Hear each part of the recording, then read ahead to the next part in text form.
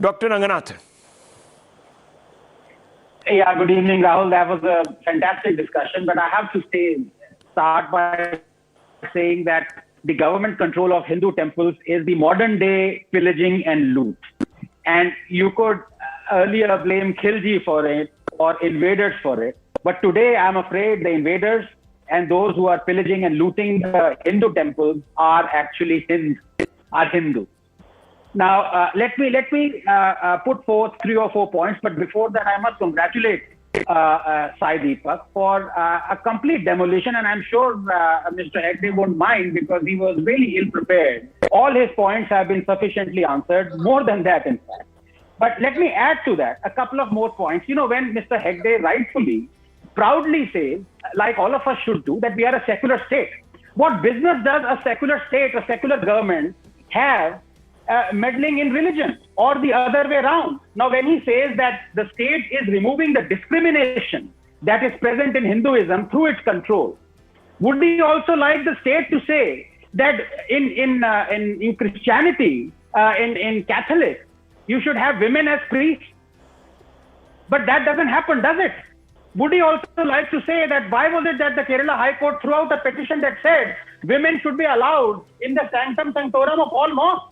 Those petitions are thrown out. You can't have double standards. And in the case of Sabrimala, as J. Sai Deepak has already illustrated beautifully, it was not discrimination, it was perceived discrimination.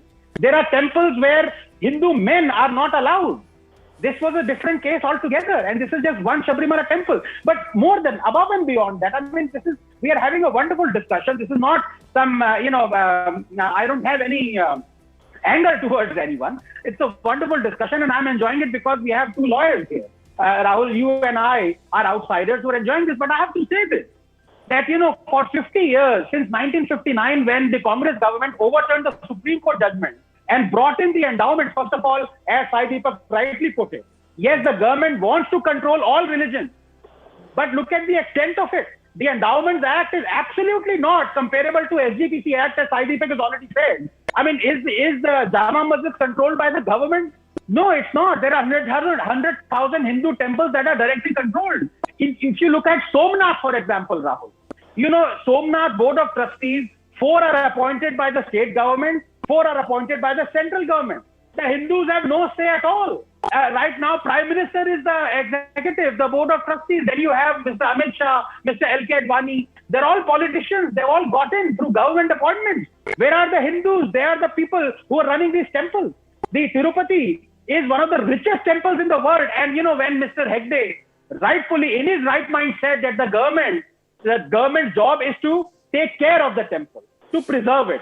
Last year, exactly 1 year has gone by when the Tamil Nadu government told the Madras High Court, I'm quoting the Tamil Nadu government, 11,000 Hindu temples in Tamil Nadu do not have enough money to perform even one puja.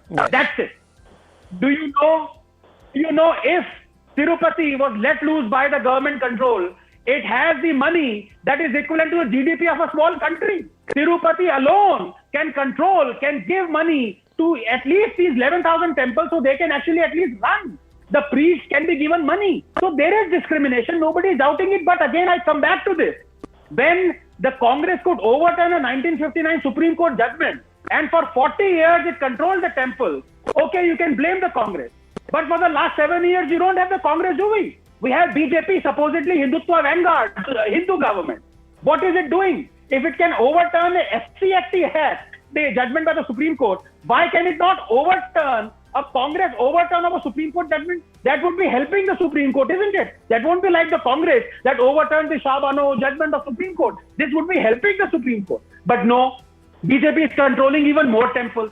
We had the Uttarakhand example, we have Karnataka, we have Maharashtra. So this is a collective, this is a politician collective, Rahul. They've all decided that this is the holy cow, quote unquote. Hindus are gullible, let us loot this, and with that money, let us now, on the other hand, put the Hindus on a guilt trip.